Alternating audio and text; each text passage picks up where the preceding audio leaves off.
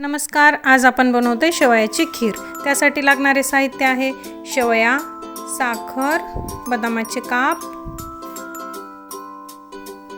मनुका आणि तूप आणि त्याच्यानंतर दूध घ्यायचं। दूध अंदाजे 1 लिटर असेल। 1 वाटी शेवयासाठी आपण 1 लिटर दूध घ्यायचं। सर्वात पहिले आपण शेवया खरपूस भाजून घेऊ। अगोदर तशाच भाजायच्या आणि मग नंतर थोडं भाजत आलं का त्यामध्ये तूप टाकायचं। तूप अंदाजे मी 2 चमचे टाकलेलं आहे। तुम्हाला जसं योग्य वाटेल तसं टाका आणि भाजून घ्या। तूप टाकून परत एकदा भाजून त्यामध्ये आपण मनुका टाकू।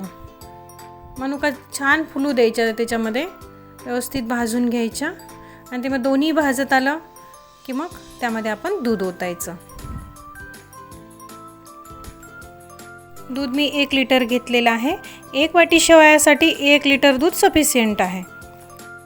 मग त्यात साखर टाकायची आणि 10 ते 15 मिनिटे चांगलं खीर उकळू द्यायची।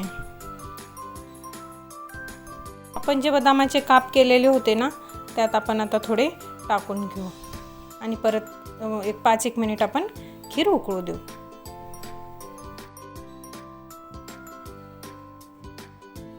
तुम्ही बघू शकता खीर किती सुंदर झालेली आहे आणि चवीला पण अप्रतिम लागते।